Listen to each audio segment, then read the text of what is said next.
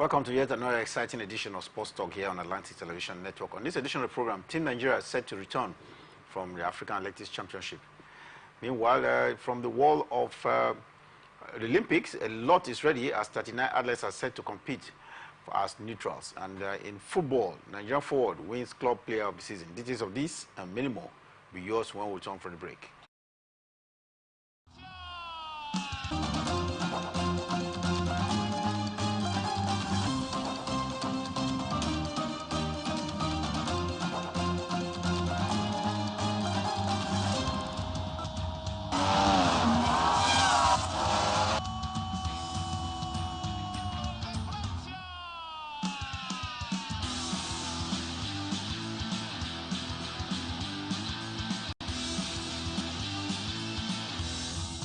Telling him not to counterpunch.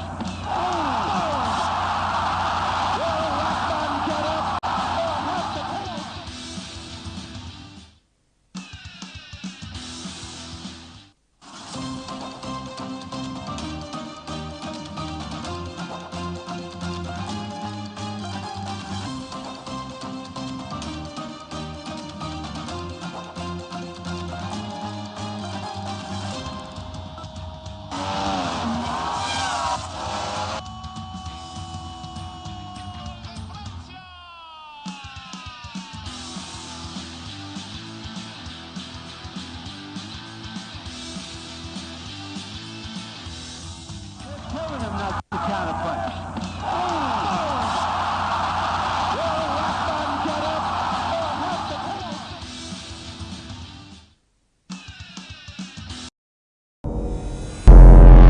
Every day, our lives are changed by history.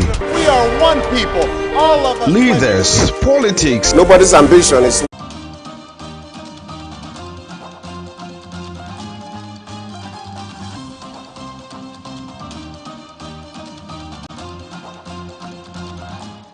Welcome back, Sports Talk at Atlantic Television Network, and how with me, Kingsley Manuel.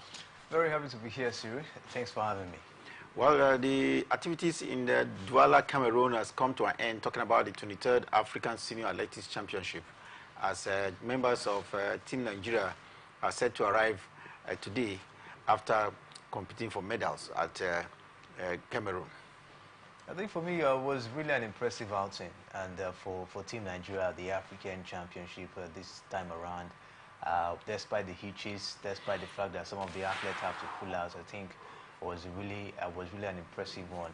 South Africa came first, while Nigeria came second, in the overall medals table in this particular one. I think for me, they had a better performance than the last edition we saw in Mauritius, where they came third. But this time, at least, coming second, you will say was really an impressive performance, for Team Nigeria. If not because of the fact that some of the athletes have to pull out due to poor organization for the championship down there in Cameroon, maybe would have possibly surpassed South Africa, to come first at this edition. But I think for me, you take a look at all that has happened, what the athletes were able to do. They had a very impressive performance. You must give it to the likes of Chukwuebuka Inekwuchi, who also defended, his title down there in the shot put events. Not also forgetting Toby Amusan, who also have to overcome illness, to claim our fourth, 100 meters, hurdle title down there as well. Ese Brume not also left out in the picture. So for me, I think it was really an impressive performance from what we saw down here in Benin at the national trials down to Cameroon. I think athletes also live up to expectation, and for me, I hope they were able to go down to the Olympics and be able to replicate this performance, because that is where it matters most. We hope that the sport ministry, the Athletic Federation of Nigeria, will give them the necessary supports to be able to make sure that they hold their own come the Paris Olympic Games. Talking about the Senior African Athletics Championship that just got concluded in Cameroon, Team Nigeria emerging second after getting as many as 15 medals. 5 of the medals were in gold color, while 6 were in silver color, not forgetting the 4 that came in the bronze color. Enough medals, you want to say, maybe because of the coming second? Yes, maybe because they came second, and for me, I think It's actually a good one if you want to take at it. And talking about the medals, you know, we understand that 4 gold and 3 silver and 2 bronze medal were actually won, you know, by the women. And I think the men actually got, you know, just 1 gold and 2 silver and 2 bronze medals. So if you take a look at it, the women had more medals, you know, especially in gold, than the men in this particular one. Of course, the women have always been leading the way when it has to do with, you know, athletics in the past 3 years now. And I tell you, we must give it up to them. The likes of Favor Philly, the likes of Ese Brume, the likes of Odunaya Dokroye, Toby Amusan, you know, and the rest. They've always been leading, you know, as I say. So for me, I think the men should really step up. They should really step up. We didn't see, you know, the best of performance, you know, from them, apart from Chukwuebuka Nukwechi, who was able to go there and give us a gold medal as well. And he's the only one that won that gold medal, you know, for the male. So I think they should really step up and see how they can compete, you know, with the females. If we get that, I think that will give us a better performance and a better representation down there in Paris, where we'll see our men coming back to live up to expectation. I mean, we have, you know, some impressive athletes, you know, in the country. We have the likes of Favor Ashe, the fastest man in the country at the moment. Shokiri as well is also not left out. We have the likes of Alaba Kintola, Consider Ekanem, who is also coming up the limelight as well. So I think these men, they should try most they can, of course, to live up to expectation and have that stiff competition with the females. Well, Nigerian male athletes definitely have to step up the game, because so far it's been women who continually make it.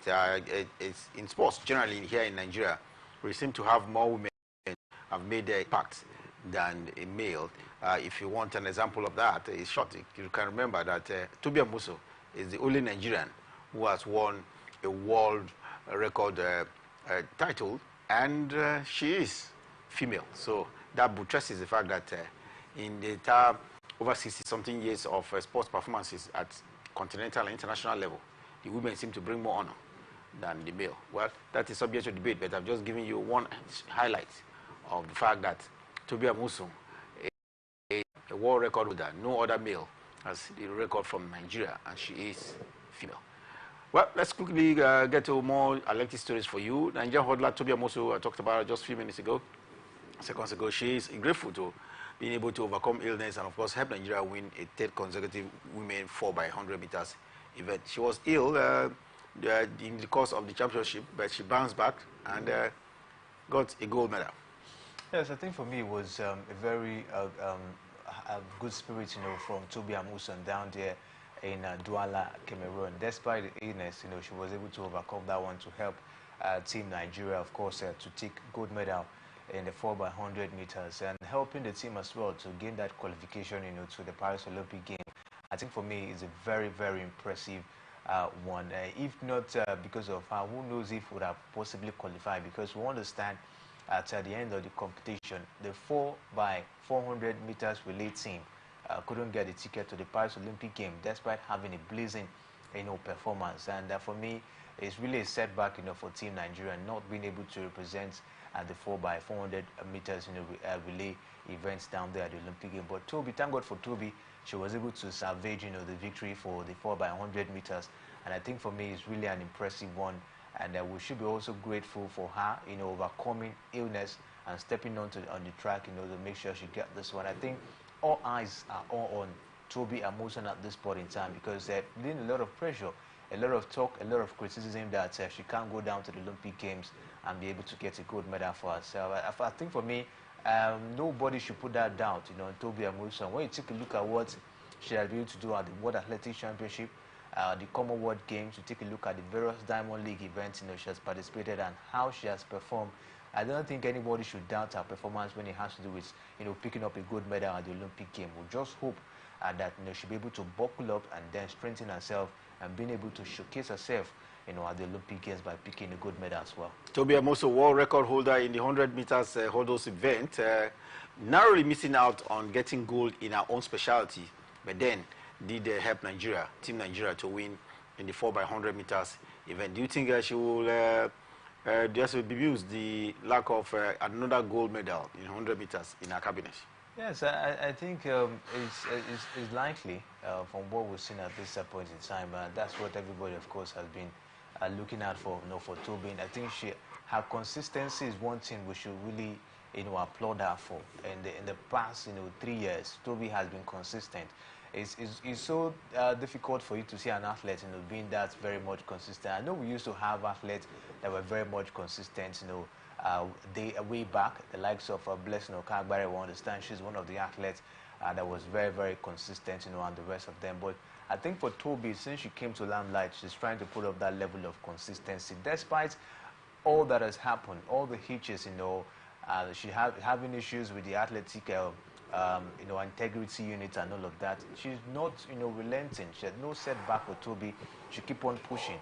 And I think for me, that's a very, very dogged spirit. And we hope that, she can possibly, of course, release another gold medal for Team Nigeria at the Olympic Games. Always pushing Toby Amoso, make records and, of course, medals for Team Nigeria and Nigeria at large. Well, we wish that she will do that in just a couple of weeks now to the Olympic Games. The whole attention of the world will be on her to see whether she can be a world record holder at the same time as an Olympic record or gold medalist as well. Talking about the Olympics reminds me that the International Olympic Committee only yesterday invited 22 Russian and, of course, 17 Belarusian athletes to compete at the Paris Olympic Games as neutrals. They couldn't have been competing there as nationals of Russia. Yes, and it's really, really disturbing at this point in time. And from reports we're getting is the fact that some of the athletes are not happy that they'll be competing, on the neutral flag, for their country. They should have known that their country don't have the kind of image needed at the Olympics. Yeah, and it's very sad, at this point in time. And, some of them, of course, they feel that, they have no hand or whatever, or, say, or whatever is happening between Russia and Ukraine, but they are being just, being punished this way. But it is what it is. The rules are the rules. Whenever things do not go well, things like this, of course, are bound to happen. And I think it's really disturbing. And some of the athletes, of course, they've been actually listed to participate, but they've not given response. If they will actually come to participate, for their on a neutral flag, for their country. So it's really a disturbing issue at the moment. We understand that the likes of Daniel Medvedev, of course, who is a Russian, even Andrei Rublev as well in the tennis events, they've also not given response if they will come to perform. Even Arina Sabalenka for Belarus, she's also not giving response if she will also come to participate due to the fact that she'll be competing on a neutral flag. So it's somehow disappointing for the athlete, and I think this can possibly make them to be a little bit emotional and not to give their best, looking at how they are being treated at this point in time. So it's really a disturbing issue at this point, for these athletes.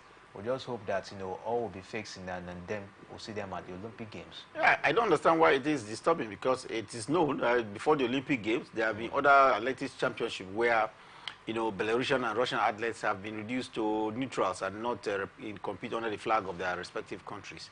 And they should have known that this will apply to the Olympics. It's not just a new policy. It's been there. And so they will have made up their mind long even before just about 3 weeks or so to the Olympics for them to decide what to do. So let's hope that they understand their status, and this will further put pressure on their respective countries to see what they can do to avoid the situation we find ourselves now. Russia and, of course, Belarusians up against Ukraine in arms. That's what I think the pressure is all about. Still looking at preparation towards the Olympic, Jamaica's two-time Olympic women's 100 meters and, of course, 200 meters champion, Elaine Thompson-Herah, will not defend her titles at the Olympic Games. This is one color looking dim at the Olympics. Yes, I think for me it's really a disappointing one that Elaine Thompson-Herah won't be at the Paris Olympic Games due to Achilles injury. She couldn't even participate in the Jamaica national trials. She opted out as well just because of the injury. We understand what she did, of course, in the 2016 and the 2020 Olympics. She had a very, very blazing performance. And for the fact that she's not going to defend that, I think for me, is a loss, huge loss, of course, for Jamaica in the Olympic Games, because we understand what Elaine Thompson-Herah can do on a very good day. I think for me, it's a very, very huge loss. Ever since she opted out from participating in the national trial, it's all came to the fact that her presence at the Olympic Games, of course, is very slim, and now it's been confirmed that she won't participate in this. It's really going to be a very, very disappointing one for the Jamaicans and as well for Ellen Thompson here as well. Talking about the Olympic Games reminds me that right now there is high security alert about the games in Paris. Yes, high security alert. I will understand that despite the fact that they are trying most to put tight security down there at the Olympic Games. Talking about the organizers down there in France, but we understand that Spain will be sending about 313 officers, police officers, to Paris, to help put things in order. We understand that there is high level of insecurity down there, especially at the venues, where these Olympic Games, of course, will be held. So I think Spain are also making sure that they put up that kind gesture by putting up 313 policemen to make sure that they ensure that there is adequate security down there for these Olympic Games. We understand that people will be coming all over the world, from different parts of the world, and security has to be ensured because lives are very, very important. So I think it's a good gesture from Spain in putting up that huge number of policemen. Well, the Olympics definitely will have some little bit of infractions, but then with the numbers of visitors that will hit the city of Paris, and of course, honestly, where we have venue for the Olympic Games, there's need for high level of security, and if there's need for assistance from other European countries, why not? Well, let's now get to wrestling, and the Nigerian Wrestling Federation has said that the overseas camping stage for its wrestlers' preparation for the Paris Olympic Games will begin only on Monday. We understand the city of Saarbrücken in Germany will host Team Nigeria in wrestling. I think for me, it's a good one, and we look forward to see because I think wrestling has been our strong force. Even the last time at the Olympic Games in 2020, Blessing Oborodudu, I think she was the one that was able to get silver or bronze medal, for Team Nigeria. And I think this time around, it's going to be another moment for the Wrestling Federation to be able to at least to showcase themselves, once again at the Paris Olympic Games. We understand that the training, of course, will be very intense. The coach of the Wrestling Federation, Purity Agu, of course, is also looking very much optimistic in getting the best, out of the wrestlers. The likes of Odunaya Dokoye, Blessing Oborodudu, Mercy Genesis, and the rest of them will be on ground to make sure they get themselves, well prepared. And we must give it to Daniel Gali, who has also been very consistent, in terms of, making sure that the Wrestling Federation live up to expectation in every tournament in the past 4 years now, if not more than that, seen in the country. And we should give it up to them. We saw what they did at the African Championship, of course, in Ghana. And I think they can also, build on that same performance when they head down to the Paris Olympic Games. Team Nigeria expected to be camped in Saarbrücken in Germany for wrestling. Talking about overseas camping there, they have been in camp in Yenegua, Bayelsa State, for the camping phase here in Nigeria. And I think that has lasted for a period of 2 weeks. It's expected that they will wind up in the next 72 hours or so before heading to Germany. Talking about one federation that structures our training, it is in Nigerian Wrestling Federation. He did mention there about those who have been in charge. Meanwhile, let's look at some other sporting development. The Nigerian Beach Volleyball Nations Championship, the African Under-19 Beach Volleyball Nation Championship is on. Kingsley, Nigeria's pair of Esther Mba and Pamela Bauer have been in excellent form, 2-0 in favor of Nigeria against Morocco, 21-18, 21-18. Yeah, it was really an impressive performance, for them, and putting up that impressive performance against Morocco when it has to do with the beach volleyball, I think is a good one. Seeing Nigeria contending with a country like Morocco that has really invested much in sport when it has to do with beach volleyball and getting past them 2-0. I think is a statement of intent, for beach volleyball down here in Nigeria that we're gradually, progressing, and was a beautiful performance from the likes of Esther Mba and Pamela Bauer. I will hope that we'll continue to see such an impressive performance, of course, going on in beach volleyball. Not a really popular sport down here in the country. We understand much attention has not been paid to it. But if they can possibly continue in this direction, I think, of course, beach volleyball will be one of the first sports we can rely on. If we can get past Morocco in such a competition, talking about the under-19 competition, I think there's a possibility we can possibly do well in beach volleyball down here in Nigeria. Nigeria expected to do well. We understand the beach team in Morocco there gave some resistance, but it wasn't strong enough to see. And of course, Morocco team B were 2-1 better as well in Pool B.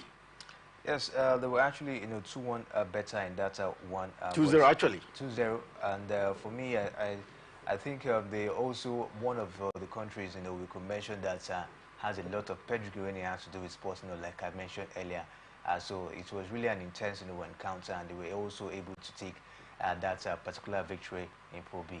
Gambia was on the wrong side as well. The big under-19 girls beat Gambia 2-0. Yes, Gambia also got that progression, from the semi-final, putting up that impressive one, and I think was really an intense one. So it was Morocco taking down there in Pool B, Gambia also pulling up that huge impressive performance against Nigeria as well. So it is what it is, but it is a good one that the likes of Pamela and also Esther at least were able to hold their own in that one against Morocco 2-0. Well, the female did it against Morocco. It is against the Congo that we saw the Nigeria under-19 boys beat to qualify as well. Impressive one for the male as well, putting up this impressive stunts, beating Congo down there 2-0. I actually expected it. Congo, not really for me. You take a look at the history of beach volleyball, they don't really have it, and at least Nigeria, having that little bit of progression, we should expect them to be able to get past Congo, and they did that in a very good fashion. In the first quarter of the game, it ended 21-11. That's a very good margin. 21-13 as well in the second game was a very good margin, of course. So you see that Team Nigeria were way better than Congo down there in that particular one. So I think impressive one for the male. From beach volleyball, we now go to rugby, where Nigeria's national men's rugby team, the Black Stallions, have departed the shores of the country for Mauritius, the host of this year's African Cup Rugby Sevens tournament. What chances do the rugby side from Nigeria have at this tournament? I think we should just keep our fingers crossed, because it's been a long time. We've seen the Rugby Federation down here in Nigeria going for, sort of a championship. We understand what happened to rugby in the last 2-3 years now, where Nigerian rugby, of course, was actually suspended, I think, due to government interference. But it's good to think that they are back, at this point in time, and we've seen them going for championship. They're going to be competing with other African countries. But the big question is, are we that ready? Do we have what it takes? Because the rugby players, how much attention has been given to them? Have they been training? Do they have the right facilities, to be able to train? That's the question at this point in time. So I think for me, there's a whole lot, to expect, from this rugby team heading down to this particular championship. It's not going to be easy for them, because when you talk about rugby, I don't think it's been given much attention down here in the country. But we just hope for the best. Maybe they can also go up there and surprise the world. Talking about Nigeria's performances in rugby, it's not been our fault. But we understand on this trip, there are about 4 home-based rugby players that will join their counterparts that have been the foreign ones who have been based in England. Yes, I want to send the likes of Christopher Daniel, John Aiton Gabriel, and Sam Osukulo, Prince, and Apavio Samuel, are some of the home-based players that will be heading down to this particular one. And for me, like I mentioned earlier, I don't really have much trust or hope. Sometimes I feel pity for the home-based players, because they have a lot, to actually learn and understand. Because why did I say that? Because they don't have the necessary facilities, to be able to put themselves together. But we hope that the chemistry between the home-based and the foreign-based players, of course, maybe will help, to put the team, of course, in right order for this particular one.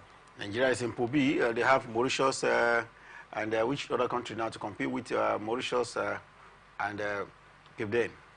Yes, and for me, I think it's going to be, an interesting one at this point in time, for Team Nigeria. They have the likes of Mauritius to compete. They have the likes of Madagascar to compete, and Kenya is also not left out at this point. And if you take a look at these countries, I think they have a little bit of, that pedigree when it has to do with rugby. You can give it to Kenya a little bit, well, a little for Madagascar. So I think possibly they stand a little bit of chance, to maybe contend. But I think Kenya will give them a very tough time if they also, if they have anything to prove. Kenya might possibly give them a very tough time. But for Madagascar, I don't really see Madagascar having that much, pedigree when it has to do with rugby. And I think Team Nigeria, of course, can contend favorably with them.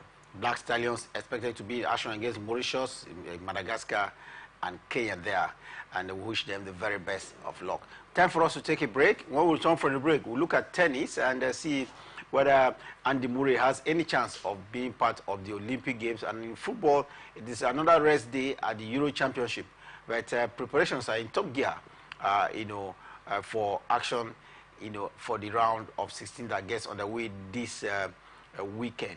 Don't forget that the Copa America is on, and we're looking at activities as well. Lionel Messi seemed to be left out, or is expected to be left out in the last group game following the qualification of Argentina for the next round at the Copa America. When we return from a break, we'll have all of the details. Stay with us.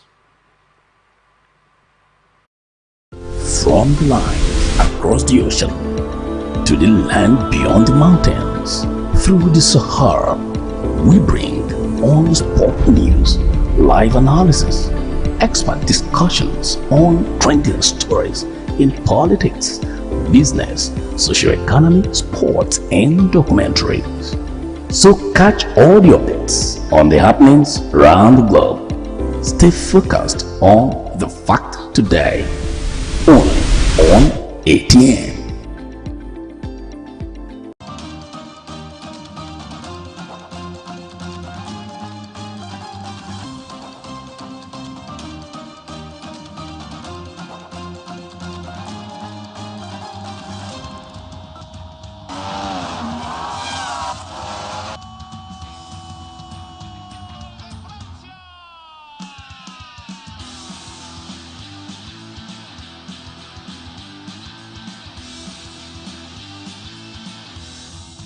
Telling him not to counterpunch.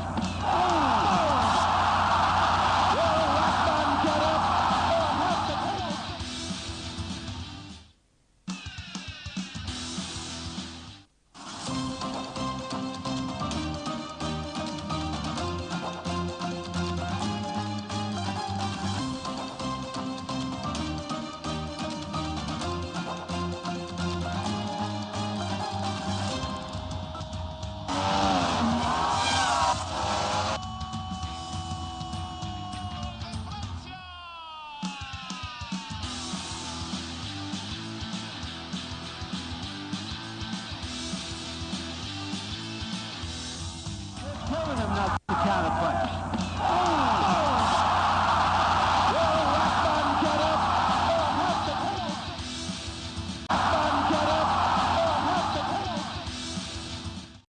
Welcome back. It's Sports Talk here, and we're on to the second half of the program. And we have to start first in tennis, where the biggest news coming from the world of tennis now is that Andy Murray has now confirmed that he will be part of the Paris Olympic Games, following completion of procedure on his back after he had that just before the Wimbledon Championship. Yes, I think for me it's a good news. He's going to participate at the Olympic Games. We understand what happened to him at the Queen's Open, where he had that back, issue. But I think he actually undergo his surgery, and he's been fit. But we'll be so unfortunate. Won't be seeing him at the Wimbledon because the Wimbledon take place next week, and the man can't recover before next week, and he's going to be missing the Wimbledon. And it's a sad one for his fans and as well lovers of tennis, because this could possibly be his last, season, or last year in playing competitive tennis. But for me, I think keeping himself in shape, to participate, to participate at the Olympic Games is a very good one for Andy Murray. He wants to, of course, show that masterclass once again, at the Olympic Games, and for me, it's a good one. It's not been a very rosy one for Andy Murray for some years now. And we hope that, of course, this year, possibly he will definitely end it in a very, very good fashion. Maybe going down to the Olympic Games and putting up a very impressive performance will be, a very good way of also marking the end of his career. Well, let's hope that Andy Murray will find fitness and, of course, do well. We understand he will be in action at the doubles event at the Olympics and not in the single. Maybe aftermath of medical advice there, only to assist on his back. Meanwhile, I will go to basketball now. And talk about basketball reminds me that history is expected to be made in the NBA. Kingsley Brownie, will be part of action with his father. We've never seen a situation where a father and son will play in the same team. But Los Angeles Lakers has offered Bronny James with LeBron James, of course, Bronny the son of LeBron James. Both of them will play together from next season. July 12th is expected to be the very first game. And can the boy meet up with the high, do I say, pedigree of his father? Bronny Johnson been given, I think he picked that number 55 pick, for Los Angeles Lakers. I think for me, it would be beautiful to behold, seeing the son and the father, playing at the same team. And the same roster. And the same roster as well. And don't forget, LeBron James actually said this, I think, 2 seasons ago, that he wants to play with his son. And that dream, has come to reality, for him. I think it would be a beautiful... No other player, father and son, have played together in the same season and in the same franchise. Really, really beautiful, if you ask Mr. Suri. And one thing we should understand is the fact that the son, looking at what we've seen so far, had a very impressive, display in his basketball college, academy. He had a very... He's just about 19 years of age, and we understand he averaged about 4.8 points and 2.8 rebounds. Not forgetting his 2.1 assists, in just about 19 minutes. That's impressive. Impressive, record, you say, for the young man. And we understand he's a very good defensive player.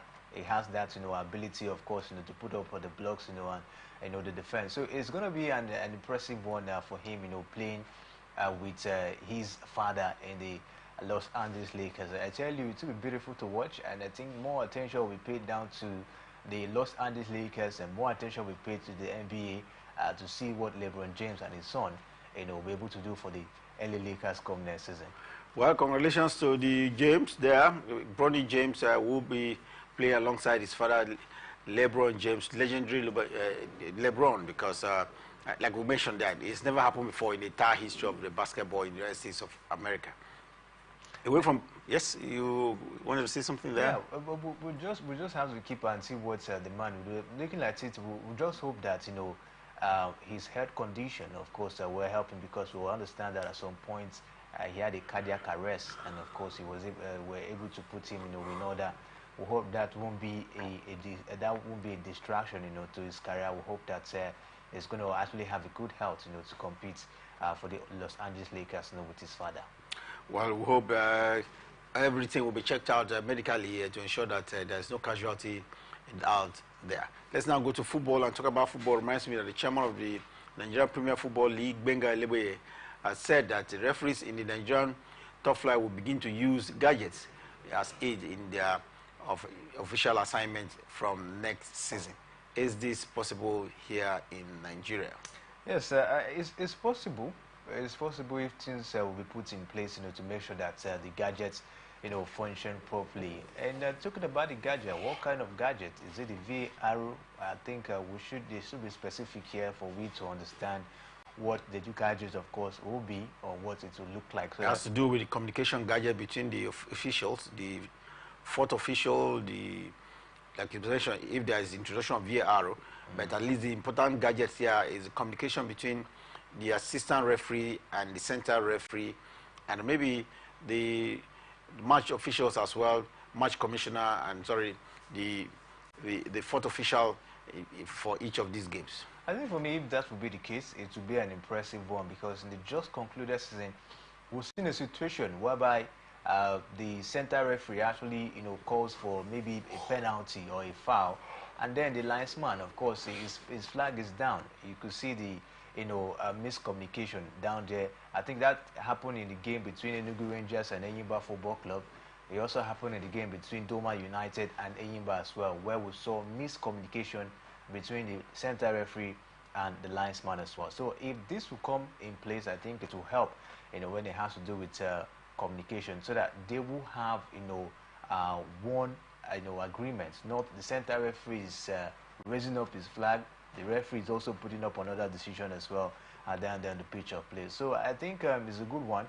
And if this will come to reality, I think we must really commend Benga Elegbeleye and his board. For the past two seasons now in the Nigerian Premier Football League, we've seen huge progress, especially the just concluded season, where we saw another level, for the league. We saw high turnout of fans. We saw, high level of, officiating, despite some hitches we saw, in some venues.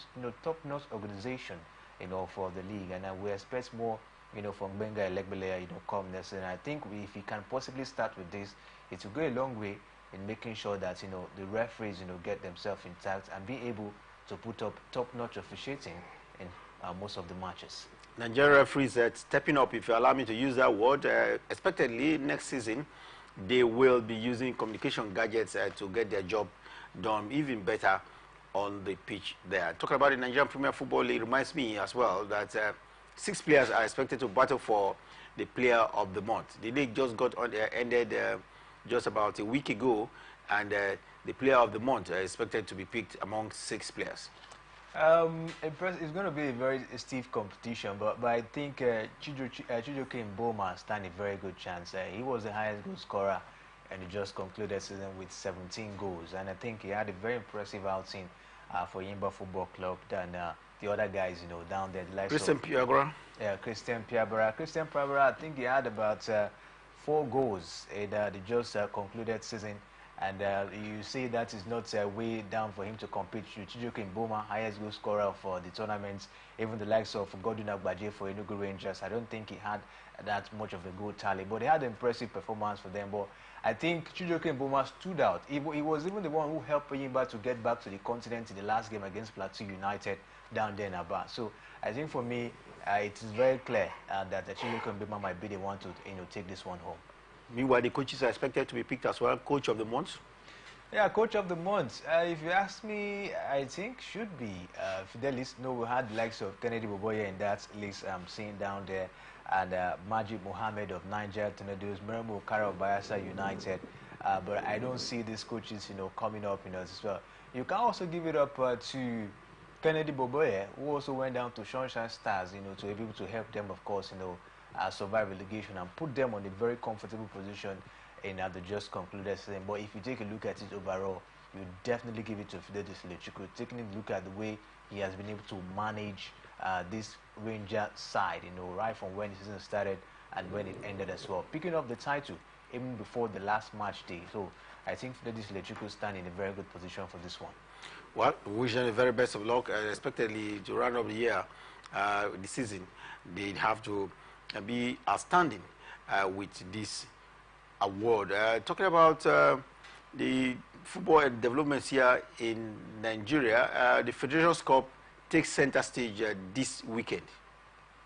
Yes, it takes center stage this weekend, and we hear that there have been a lot, for this particular one. To understand that the competition, of course, will exactly tag, the Battle of the Warriors, where we see Abia Warriors and Economy Warriors, of course, locking on at this point in time. A lot, of course, has been at stake for this one. We understand both teams are fighting for a continental slot. Abia Warriors takes it, they makes it to the CAF Confederation Cup. Economy Warriors makes it as well, also to the CAF Confederation Cup. So a lot is actually at stake for both teams, and we hope to see the very best, going down there to the continents and representing the country at the end of the day. It's not only the males that are in action this weekend. In the Federation final, females are there as well. And Rivers United, Rivers Angels are up there in Lagos for this encounter. Yes, they are up there, in Lagos for this particular encounter, and we hope that they'll be able to get this one, done and dusted as well. We understand how the season has not been very rosy for Rivers Angels under the new manager, White Ubona. They had a very terrible season. If you ask me, a little bit of a terrible season in the regular season. We saw them in the Super 6. They did had a very impressive performance. But the Federation Cup, I think, should be what they should use to console themselves. Looking at how, a little bit terrible this season has been for Rivers Angels. Well, talking about league action here in Nigeria is concluded, and so most of the club side are expected to go on break for at least before they reconvene for pre-season. And what do you make of it? Rivers United, we understand, have just about 1 week break before they reconvene for pre-season. Then Sunshine Star have 3. These players have been in action for a long while in the entire season, and I think they deserve some more rest and maybe unity, bonding with their families. Yeah, definitely. They really have to go rest, especially Rivers United players. You know, we've seen them play so many games in the continent, even in the league as well. I think those players deserve, you know, to rest, you know, and get themselves, you know, refreshed back, you know, for the preseason games. And for me, it wasn't really a very rosy season for Rivers United. We understand how it went down for them in the continent, and as well as the league. Even the coach of the side, Sai Leguma, you know, actually, you know, left his role, you know, at the end of the day. So it wasn't a very good season for Rivers United, and I think the players need rest so that they can bounce back and be able to compete, you know, come next season. As well as Bayelsa United as well, we understand they'll be going, I think, for about 3 weeks break. For Bayelsa United under Merimo, I think Okara, they actually be looking forward, you know, to get, you know, something huge. But good of a thing that they qualified, you know, they actually got themselves away from relegation. Bayelsa United shouldn't be a team that should be fighting every season to, you know, get themselves out of relegation. When you take a look at the pedigree of sport down there in Bayelsa, we understand what Daniel Gali, the Commissioner of Sports, is doing down there. So we expect Bayelsa United to also told the same direction we're seeing from the Wrestling Federation, as well as, you know, other, you know, sports in you know, activities down there in Bayelsa State. So I will just look forward to see what they'll be able to do, you know, come next season. Let's go across to Africa now and talk about Africa in soccer. The president of the Football Federation of Cameroon, Fegafoot, Samuel Eto'o, is in the news again. This time he has decided to drag the African soccer body CAF to court. What is it about Samuel Eto'o and CAF? I think for what we've seen this point is the news is just developing.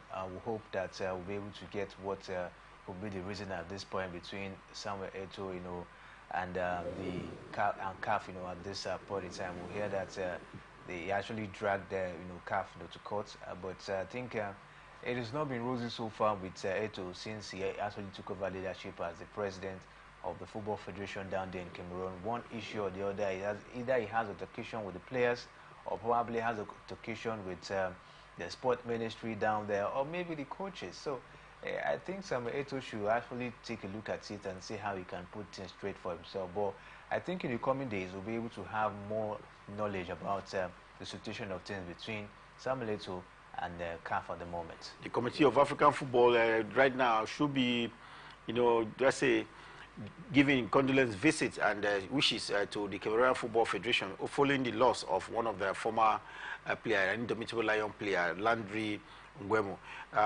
We understand he passed on after a car crash in Cameroon only yesterday. This is very sad. He's just 38 years of age and having been killed in a car crash. Very disappointing, very, very disappointing. An unfortunate incident, of course, you will see down there. I think he's one of the prolific players down there for the Indomitable Lions. He scored as many as 41 goals for the Lions in the short period he played for the Indomitable Lions. Yeah, impressive, you know, outing you see for him. Hadil had about, I think, 42 caps, you know, with them. Was even very impressive, you know, for Cameroon in 2016, 2014, even 2018, you know, African Cup of Nations. So was really an impressive player. And I think the Cameroonians will miss him, even the players as well. Football fans, you know, as a whole, will definitely miss the man. Such an unfortunate one, losing his life at such a very tender age. But all we can say at this moment is that may his gentle soul rest in Christ's bosom. Well, we can't say but amen to that. And this is one player between 2008 and 2014. Played as many as 41 times for the Indomitable Lions of Cameroon. Well, let's go down to the Copa America. And of course, you know, this is the Nations Cup for South American teams. And Jamaica was in action last night. And how did this encounter end? It was a very disappointing outing for the Jamaicans. It ended 3 goals to 1 in favor of Ecuador, and that's a particular one. I understand that Jamaicans are not really known much, for football, and we saw a very good performance, for Ecuador. They had their best of time, of course, on the pitch of play, hadn't much of the possession, on the ball, and they actually got past, Jamaica with ease, and that's one. 3-1 it ended, and I hope, of course, to see them also progressing as well, in the competition, talking about Ecuador. Well, Uruguay was in action as well against Bolivia, and that was a whitewash, 1, 2, 3, 4, 5 goals to nothing against Bolivia. Yeah, it was really an unexpected result. Uruguay, you can't compare the pedigree for football for Uruguay down to Bolivia. I think for me, Uruguay also one of the teams we should be looking at for in this particular Copa America. I understand that Argentina, they've gotten much progress so far. I talk about the likes of Brazil, who actually I think struggled a little bit in their first game, and it's looking like it's going to be a little bit an intense one, but we'll keep our fingers crossed and see how far they'll be able to go in this competition after putting up such an impressive performance against Bolivia. Venezuela beat Mexico by 1 goal to nothing. That's for me a shocking result. Yeah, but very shocking result down there. Mexico, we understand, had a little bit of a pedigree when it has to football than Venezuela, but they actually left that one, of course, past them. But let's see how far, of course, they'll be able to go in the competition. Well, I don't know what to say. When Panama beat the United States of America, Panama beating my U.S. by 2 goals to 1. That's another shock. A very shocking result. I thought that game, of course, would be a draw. Taking a look at the pedigree of both countries, but on a very good day, it definitely will give the United States of America a very good, edge ahead of Panama. But for me, very shocking results down there. I think we've seen some, shocking results a little so far, in the Copa America. But we hope that the United States, they will bounce back. We understand they are not really a footballing country, but at least taking a look at what has happened of recent, they should be able to put themselves together and be able to challenge. But I tell you, it was a really disappointing one, seeing Panama beating the United States of America. Well, talking about the Copa America reminds me as well that Argentina's top striker, Lionel Messi, would not be in action in their final group game. They played 2 games and they have qualified for the next round of the competition. And the coaches believe that against Peru, who will be their last fixture at the Copa America at the group stage, Lionel Messi should have some rest. You think he's been prepared, or is it has to do with injuries? I think, just like the coach said, he should have some rest. I think he should, in as much as they've already qualified for the quarterfinal. He should. I think he's been instrumental, despite the fact that he has not scored in the 2 games, but his contribution has been very, very impressive. We'll see He's him 37 years of age. 37 years of age. His contribution is very, very impressive, in the 2 games they've played. And we hope that, going forward in the competition, he'll be able to get the goals. Everyone is expecting him to get the goals. But apart from the goals, his assists, his passes as well, have been very, very instrumental for the success we've seen for Argentina in the Copa America. They are the defending champion, and they have to do everything they can to make sure they defend the title once again. Well, Lionel Messi will start has some hamstring injury, and is expected to get better in the days ahead. But that's maybe a reason why he will not be part of the action against Peru. Now, let's quickly go to the European Championship. It is rest day, day 2, second day of rest at the European Championship. But teams are beginning to take stock, and the latest news in this rest period is that a billionaire from Georgia has dollars as much as $10 million for the Georgian team, who has been excellent so far. Remember, they beat Portugal by 2 goals and qualified for the next stage of the competition. Their very first time of doing that in their football history. And the billionaire has come out with 10 million for their effort, and saying it could be 20 if they beat their opponent in the round of 16.